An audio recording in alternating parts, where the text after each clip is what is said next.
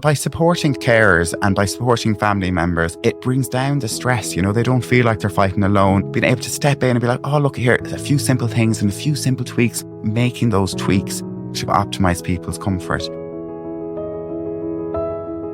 Hello and welcome to HSE Talking Health and Wellbeing. Today we're delighted to welcome Dr. Rory Nee, Consultant Physician in Geriatric Medicine, and Aoife Quinn, Clinical Nurse Manager with the Integrated Care Programme for Older People.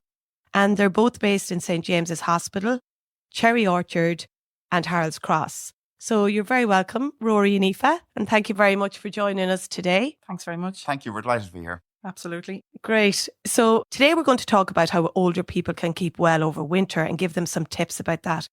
But first of all, from speaking to you and in preparation for this interview, you've mentioned that you've both worked for the Integrated Care Service for Older People. And it just sounds like an amazing service. So I don't know, Rory, do you want to start us off? And we'll talk about that for a little while and then we'll get into the whole advice for older people. Great, yeah. The Integrated Care Programme for Older People, or ICPOP, as we'll call it from now on. It's otherwise a bit of a mouthful. It's a national programme and it's part of Sláinte Care. And it's a wonderful scaffolding of care for older people to deliver on that Sláinte Care goal of the right person getting the right treatment in the right place at the right time. And Aoife and I and our team, that place is the person's home. We're really lucky because we're aligned to St. James's, and St. James's has the Mercer's Institute of Successful Ageing on campus, which is Ireland's only Institute of Successful Ageing.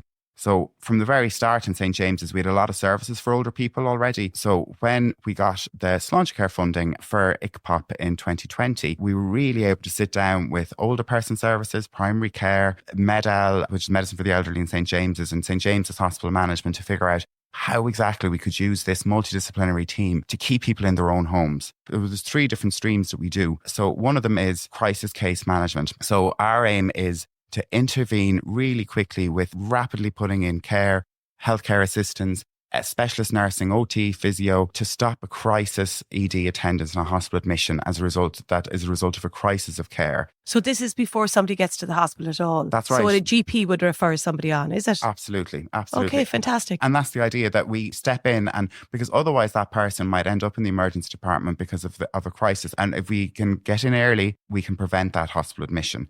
And then the other ways is we look at early supported discharge. So for older people in the hospital that need rehab. So traditionally they'd have their inpatient rehab, but we step in, get them out much, much earlier than the other would be, and then do that rehab in their own homes. So they're learning how to walk back up their own stairs in their own bathrooms. Like they like going to mass, they like going to the shops, to get the bus.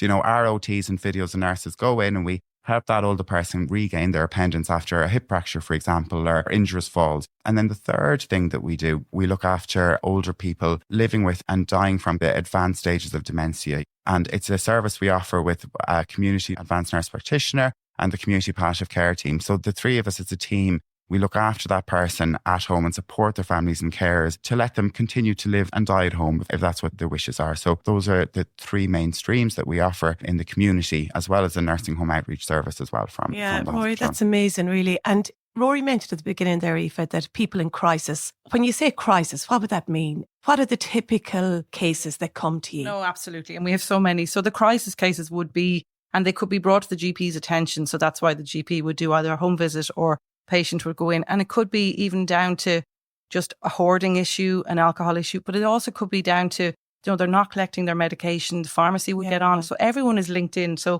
the pharmacy might get on to the GP and say, Mrs. Jones hasn't collected her tablets in 3 months.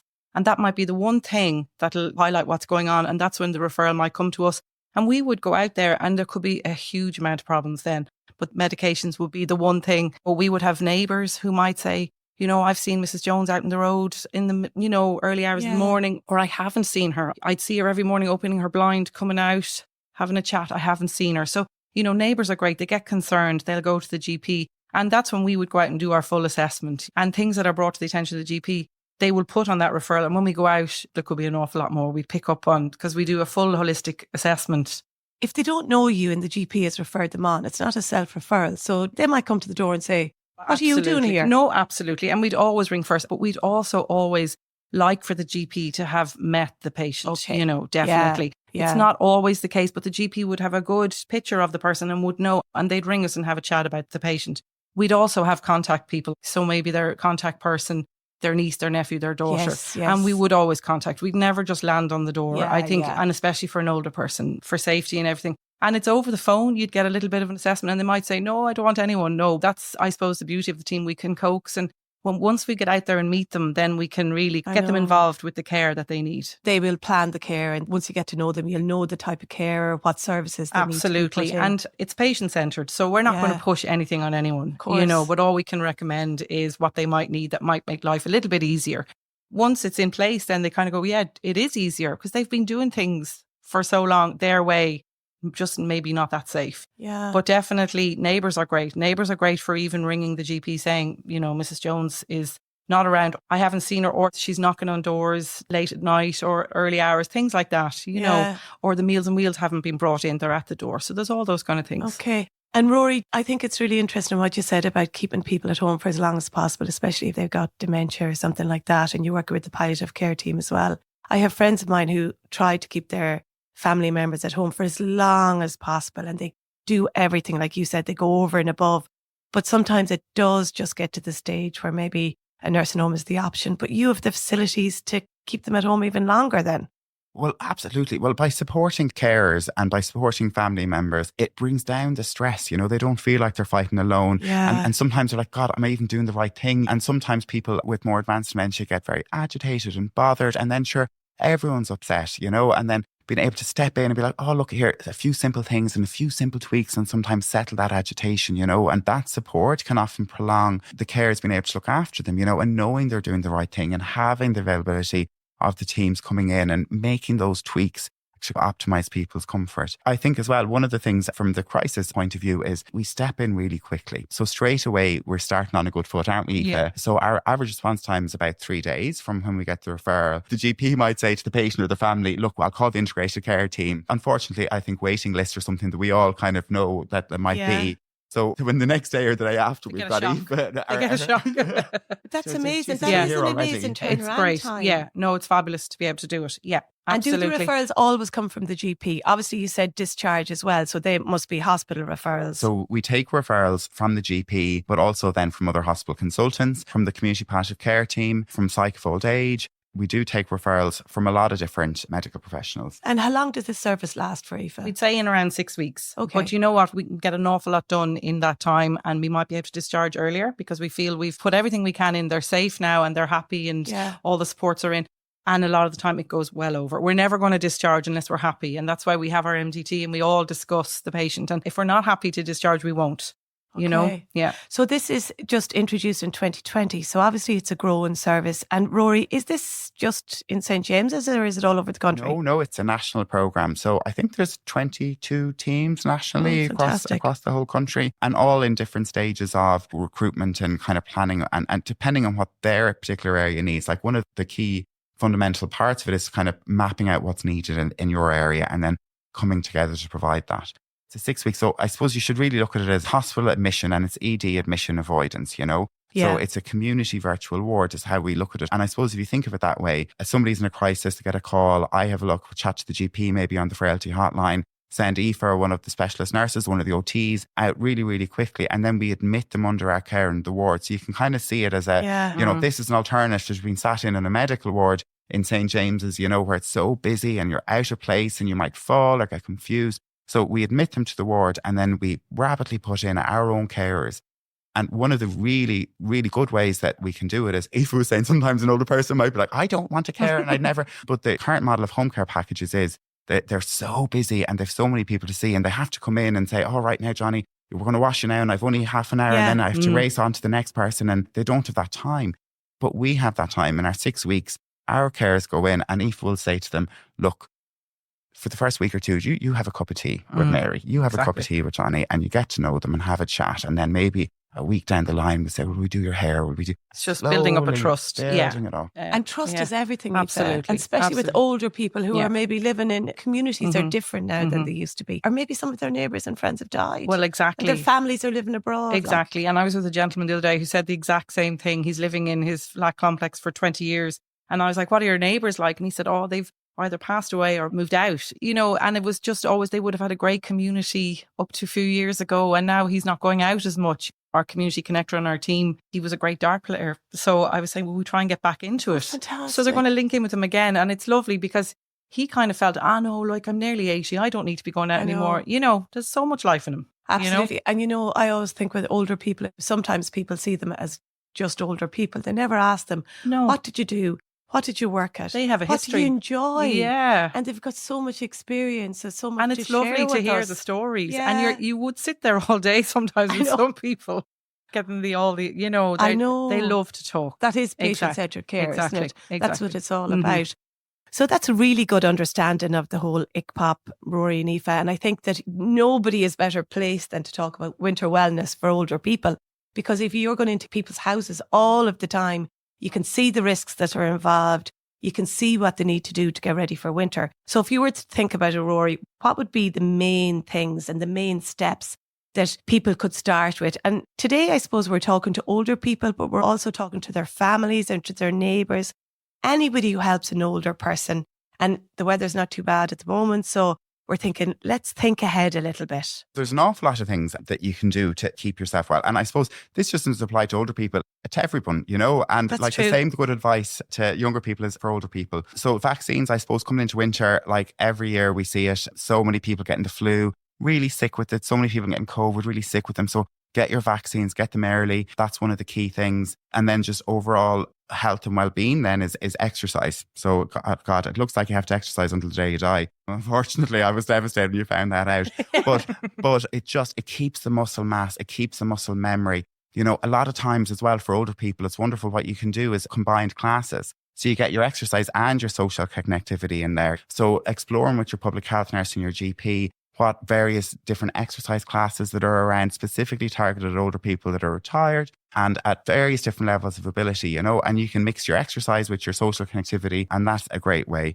I suppose falls, just being aware as well of falls. So coming into winter, it's very important to kind of make sure you have enough hydration, you know. So we find a lot of older people who drink loads of tea, and a cup of tea never hurt nobody, but tea makes you pee, and you end up getting a little bit dehydrated with tea, you know. So often I'd say have a cup of tea in the morning or two and then change over to decaf if you love tea. Decaf tea actually tastes really nice. You wouldn't notice the difference.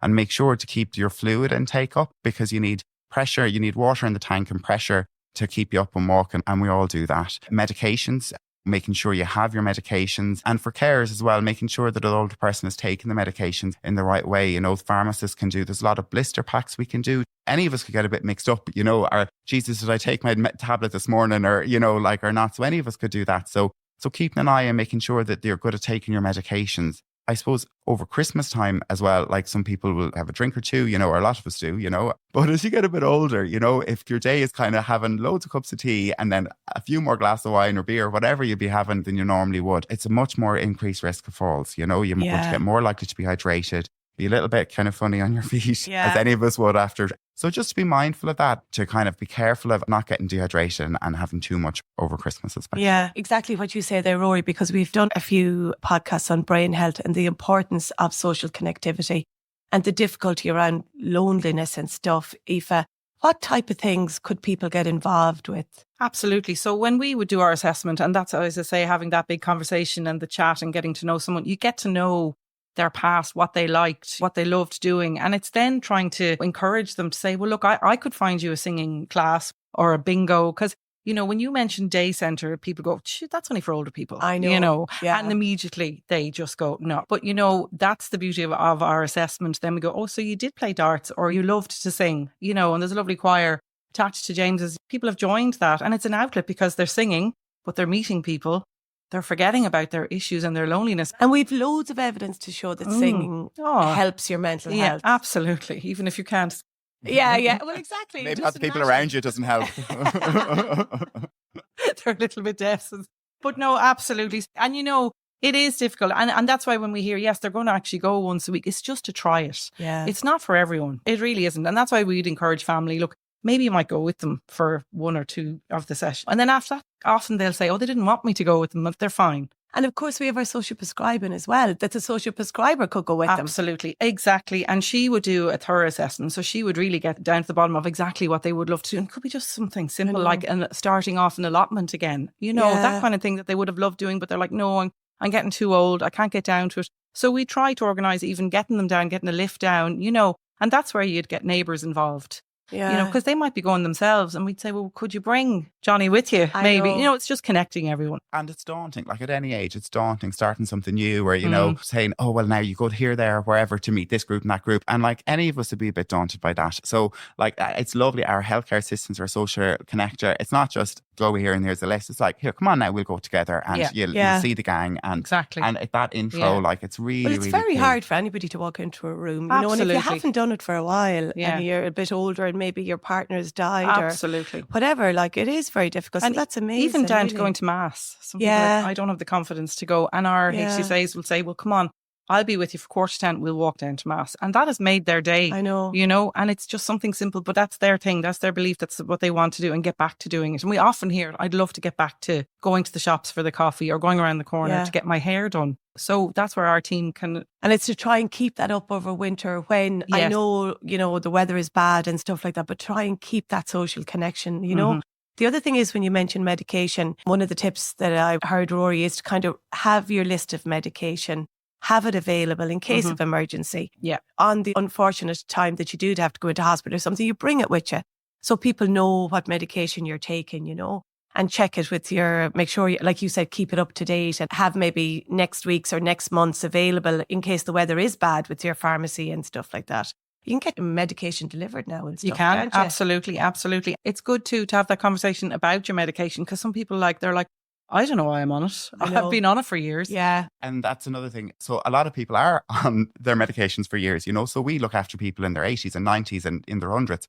And, blood pressure tablets often get started when someone's in their 50s, and then they're never changed. And then the person gets to 90 and it's brilliant. Those blood pressure tablets have done their job. That person hasn't had a stroke or heart attack and they're 90. And now that medication might be a bit strong for them. So for our patients and for carers as well, if they're on a rake of tablets and then the 3 or 4 of them could be blood pressure tablets. If that person is noticing, oh, Jesus, I'm a little bit woozy when I get up or go to walk around or a little bit dizzy, it's a sign that, maybe the tablets are too much now or maybe we should relook at that. So if somebody is getting that and they're on a rake of tablets, it's a good idea maybe to go in to the GP and have a chat and say, look, should we look at the blood pressure a little closer? Or, is it a time to kind of review the tablets? A lot of GPs will straight away get in and make the changes, but they can refer on then to older persons' clinics or ICPOP or, anything. So it's a good idea as well for the tablets to think, to talk to family as well, because sometimes they'd say, oh no, I'm not going to give them that tablet now today, and they might decide themselves. So we would have that conversation with them as well, that they're on them for a reason. They might say, no, I'm not giving that today, and that can be cause serious problems. Yeah. So really for people even coming up to winter and stuff, I mean, people in your service, obviously, then that's been looked at automatically.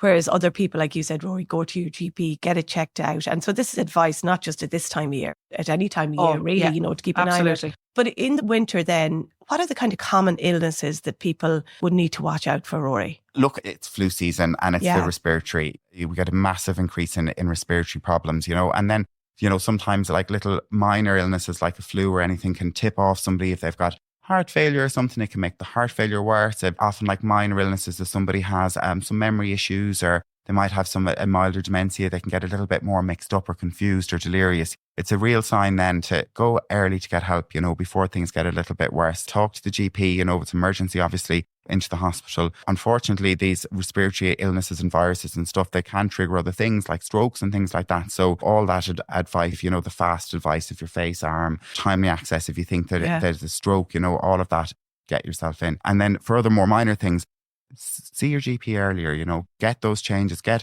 the antibiotic in as when an oral antibiotic will work for the person versus waiting a few days and then they're in bits and need to be in ED on IV fluids and IV and everything, So it's back to the thing is prevention is better than cure. And if you're not feeling well, maybe stay at home, mind yourself for a few days. But if you do need help, get help, obviously. But maybe even if you have grandkids, if they've got colds or coughs or whatever, maybe just keep or it, bugs, even vomiting bugs, just to stay away for a while. Yeah, because that can really set everything off, And just as well for family members that are caring for older people that are frail or very, very frail, and they could be very independent and managing really well, And if you or I get sick or the flu, we'd end up on the couch giving out for a few days, but still able to get to the toilet and get your food and all the things. But for older people that are very, very frail, they might have gone from managing really well, and even a minor illness, then they might need an awful lot more help. They might need help then for their food and the basic things that they usually can manage. So just to be aware that if your older mum or dad or grandmother, grandfather is a little bit sick, they might need more minding than a person that has the man flu, absolutely. you know. Yeah, and Aoife, you know, we've mentioned falls, and that is a very difficult thing. And then if you hear older people, you know, breaking their hip or whatever, and that's always so traumatic for people. And then there's no avoidance. They have to go into hospital. Yeah. But how could we prevent that? And there must be fall prevention that we can do. Oh, absolutely. And like when we're in a house, we only walk through the door and we can probably pick 5 things that would definitely make someone fall. And again, you're talking about change and trying to say to someone, listen, you wouldn't mind just the mats. And we demonstrate how they'd slip. And then I'm not taking up those mats, but it's just about, you know, saying what the risks are, even down to the bedclothes. You know, we'd say to the family, when you're doing the bed, can you make sure that they're not, people do get up to use the bathroom in the night. And that's where we see an awful lot falls. Their foot gets caught in the sheet hanging down and down they are on the floor. That's a simple one that you'd never think about. Yeah, really. Absolutely. And clutter. I mean, we all love a bit of clutter, but it's just, it could be stuff everywhere. We do have extreme cases. And you know what? We look at them and go, I don't know how they haven't fallen before this. And again, it's to be respectful because it's their house. It's how they live. But again, we just want them to be safe, you know. And that's when we kind of talk to family. And we might just say, look, just whip up that mat. Yeah. Just little things like that. They slip easily. And we would encourage then the pendant alarm because of those things, which is a little alarm on your hand if they were to fall. Just explain a little bit about the pendant alarm. Yeah. Can anybody get that? Anybody can get it over 65. It's perfect for Absolutely. People to have. It looks like a little watch or you can get the necklace. Right. So many people have it. It's a safety measure. And once it's explained. Now, obviously, people with a cognitive issue, we may have difficulty in remembering to press it. But someone who would have a fall, they've pressed it. They've got help almost straight away. So where does the help go to? So you would put 2 contact people. So you might put your daughter or your neighbour. So if it's the person presses it, it goes straight to the company. So it's task for us. And they would say, Miss Jones, are you okay? And there's a little box. And they'd be able to say, no, I'm on the floor. Or they can say, I've pressed it by accident. They're okay. Those incidents are fine. And they'll go, right, I'm going to ring Deirdre. She's on your list, you know, and Deirdre will come if they can get her. And this 24-hour service? Absolutely. And it has saved people. And if Deirdre can't answer for some reason and the second person does, they'll get emergency service. Anybody over 65 can get that? Absolutely. And again, is that through the GP? No, anybody can actually ring the number and apply for it. Absolutely. Okay. But that's what we would do as part of our assessment. And again, it's encouraging someone, you know, because my gentleman the other day was like, absolutely no way, and he had a fall. So I'm working on him because I think that's really one of the only things he probably needs. And what is it that stops people? Oh, do you know, it's those things? Wearing this, it shows people there's something wrong. And then you might say, where's your pendant alarm? Oh, it's upstairs in a drawer. Yeah. You know. It's like, where's your hearing aid? Totally. Exactly. Or your glasses. Thing. It's all that. So it's just encouraging people. It's also saying to them, like, it doesn't mean that you're really old that you have to wear this. It's just, if you fell, you can get help straight away. Yeah. So for anybody, that is a perfect thing. I would encourage everyone of an older age, definitely. I know what you mean, though. It is kind of just a shame. Like people saying, oh, for God's sake, I can't believe I need that kind of thing. You know? And my man the other day was on the floor for hours. And I said, you know, Jerry, you could have rang that. Yeah. And instead he was in his hall shouting. And thank God someone went by the door and had to kick the door in. Yeah. Yeah. But that's just a really good example of how the pendant could work. Absolutely. Yeah. So do we know where people can access that? So we have the numbers and it's through task. So we have a number that we ring and we give the details and we give the contact person. Yeah. And then they ring the person and the contact person. So it's really good. Yeah. Yeah. And along with the pendant alarms as well, part of Sláinte Care is, so every area should have an assistant technology memory OT, and they're attached to a memory technology resource room. All over the country, there's a lot of them. And these OTs are specialists in older person's tech. And that's older person's tech that the older person themselves can get involved with. So that there might be tech that they want to do and kind of more enabled technology that can help, you know, like bigger buttons on phones, different types of trackers for, you know, a tracker in your purse or in your coat or on your keys, you know, for things getting lost. So there's an awful lot of tech that's available that can help older people and help the carers and the people caring for them. So there's other sensors you can get for it, like fall sensors and different type of things, depending on a person's need. And that assistant technology memory OT and the memory technology resource rooms, that the public health nurses, your local public health nurses would know the contact details and to book an appointment and just to go in and see, well, what exactly is there? Like that's fantastic. And to help enable older people. The pendant alarms and stuff are subsidised to an extent, and there's an awful lot of sensors that can be attached to the same pendant alarm hub. I think a lot of the technology has to be privately sourced, I think. Isn't that right, Aoife? Yeah. You know? the memory technology and the advice from the OT is free. That's it. Yes, They get yes. the advice. They can do the assessment and for they can free. source them, like even on Amazon, they can get the same type of thing, like the likes of the Ring doorbells. They're all really good as well. Yeah. To help that person help themselves, and then to help the carers help them. There's automated kind of pill dispensers that will have an alarm at a certain time, have an alarm, and then the pills pop out. And there's a whole load of tech for a whole load of different areas in the home. The orientation clocks. The Ring doorbells, they're brilliant. You know who's coming, you know. You know who's at the door. Exactly. It's just to try and instill the safety back to people, because people are very trusting, but they're also very vulnerable. Yeah. And all of these... Assistive technology memory OT. Okay. They're funded all over the country. It's part of Sláinte Care and part of Living Well with Cognitive Impairment and Dementia. Okay. So they're all over the country. And just about falls as well, other things you can do to prevent. So if there's any visual problems or cataracts, like getting that repaired is really helpful. If you're worried about the home, so the decluttering is really important, like Aoife talked about, but also rails can be really important. So, you know, rails in the bathroom, in the shower, Stairs. second rails in the stairs, and medication reviews. So having a look at making sure the medications aren't too, you know, the blood pressure tablets aren't too more, there's too many sedating medications. So there's a load of tweaks you can do to prevent falls. And then the pendant alarm and the fall sensors and those various things are to minimize the harm when a fall does happen, you know, or to minimize the harm. So there's preventative things you can do, and then harm minimization things you can do when a fall does happen. And then always think about bones and bone health, you know, like, do you have osteoporosis? If an older person's fallen and they've got brittle bones or osteoporosis, then, you know, there's such good treatments for osteoporosis now, you know, such good treatments that aren't arduous for a person, like an injection under the skin every 6 months or an IV drip every year, you know, and it strengthens up the bones. So you're trying to minimize the harm and the risk of that person breaking their hip or having a fracture, you know. Yeah. And then diet, I suppose, is another one as well over the winter. Maybe have a few non-perishables that if you can't go out on a day, that if the footpath is slippy or something like that, or have people that you can call, neighbours that you can call over the winter, so that they maybe, if they're going to the shop, they can get the fresh loaf for you. Absolutely. That kind of thing, you know.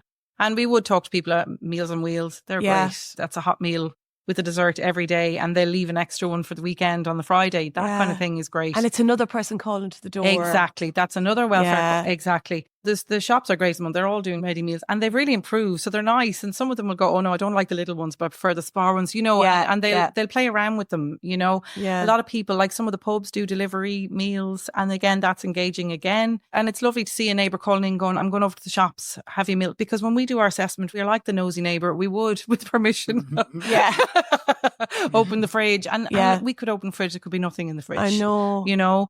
There could be very little in the cupboard, nothing's fresh, that kind of thing. And it's just about saying who's getting the shopping, and they will say, oh, I'll be going later, you know, and we'd offer to go and do a bit. But we find out the support's there of who that person is, because they'll often say it just to be saying something to us, oh, I'll be going later on. But you know, you want to see the fridge with a few bits in it. Yeah. The butter, you know, the milk, the fresh bread. And if somebody does have a difficulty with their brain health as well, obviously they kind of forget, and Completely. they need a little bit of reminder. And they could be then eating they get gone off food. And it's kind of just getting into a routine to Absolutely. get these things into the house. Definitely. Rory, the other thing is these days people keeping warm in the winter as well, and being afraid to put the heat on. And then the dangers around putting the fire if they do have an open fire. And that's a risk for older people at home as well. Absolutely. Gas fires, gas cookers, massive risks, you know. And for people who smoke, to make sure that the cigarettes are being extinguished safely, that can be a risk. So again, being sensible, you know, and if somebody's falling a lot in the open fires, you're dead right, Noreen. But it's so important to keep warm. So again, public health nurse, the kind of social workers, you know, if there's difficulties, there's a lot of different grants available to kind of help improve homes, and OTs and social workers can help engage with older people and their families on how they can kind of improve and upgrade their homes to keep them warm and safe for them. Yeah, I think that's really important. No more than not wanting to wear the pendant. It's like an admission that you need help. But I think people and healthcare workers now really know how to negotiate with the person.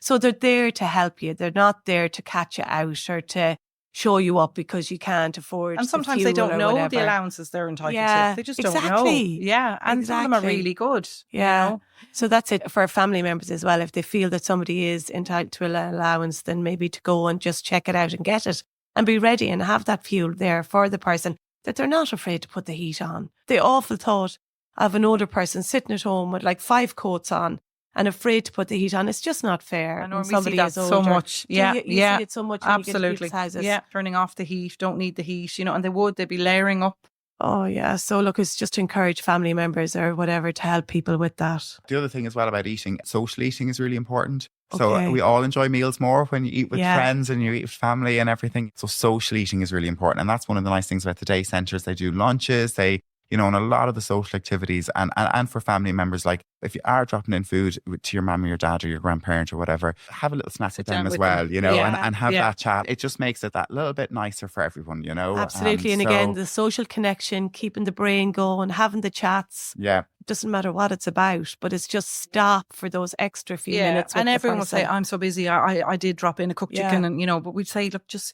give 20 minutes, sit down, make the sandwich with them, let them make the sandwich for you. Makes all that engaging. Yeah. Oh, it makes so much difference to people, doesn't it really, And the home care packages are great now as well, like that you can get carers that can come in and they can help the person and, so that's great as well. Yeah.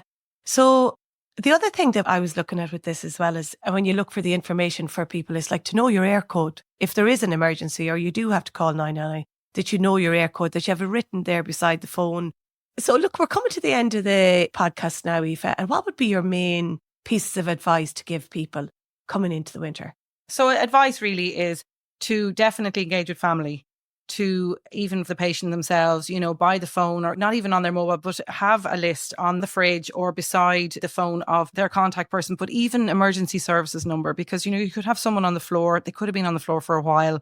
They could be a little bit delayed. They can't think of numbers. So just to put the contact person, emergency services, it's really important to link in with family. And most families are great. They're really supportive, but we see an awful lot of people who are on their own. So we would talk to them about, when you're coming into the winter, do you have everything set up? Who collects your tablets? And it's just to be aware of all their kind of activities of daily living. Are they all covered? Are they all minded? And sometimes they're brilliant, but sometimes they're not. And sometimes they do need just little tweaking that we'd say, no, you know what, we'll get on to the chemist and have your tablets delivered. Or we would, again, encouraging the Meals on Wheels. But it definitely, those numbers, because if we're in a house, we need to be able to contact people. And sometimes they can't think. They're panicking. They can't think of phone numbers. And some older people are not great with mobiles. That's the kind of advice we would give. Yeah. And I suppose you were talking for all healthcare workers then, if somebody did have to call the emergency services, that everybody will need access to these and to include their air code as well. So Absolutely. that they can just call out their air code if they need it in an emergency situation, if they did need emergency help. And sometimes we would, if access is difficult to a house, we would encourage a key box. Yes. A lot of people are against it, but if you go up and down the street, so many houses have them now and they have a code and they are very, very safe. They don't have to be hugely on view. They can be down below, but it's just, then someone has the code to get the key to get in to help someone, Yeah. And Rory, just back to you now. Is there any other advice that you'd just like to give? Just to give advice in general about memory problems and issues and dementia, there's nearly 65,000 people in Ireland living now with dementia. Just to give some advice to people and their family and their carers, if you notice that you're getting forgetful or that your mum or dad or your grandparent is getting forgetful, there's so much we can do for people to help them live well with dementia. And I know loads of people that are happy out living at home. They have memory problems, but you tackle them and there's so much can be done. There's educational courses, OT courses, cognitive rehab, there's medications, there's tweakings. There's so many little tweaks that you can do, ensuring that to maintain your memory and to keep your mood and to live well with it, and it is possible. And that's what we really want is for people to live well with dementia as well as they can, do everything you can to prevent it and keep yourself safe. But if there are memory issues there, it's not a normal part of aging. The sooner you seek help from your GP or the sooner you seek help, the sooner you can get interventions and strategies that can help you, can help everyone around you, and that you can help yourself to maintain yourself. I think that's really important. And not to be ashamed of it, not to be afraid to look for support and assistance and we have the Understand Together campaign in the HSE as well, and all the communities that are involved in that. And there's multi-agencies involved in that. So there's help out there for people. On our ICPOP team as well, one of our OTs, we're running memory courses and jog your memory courses. And they're so good because they're group courses as well.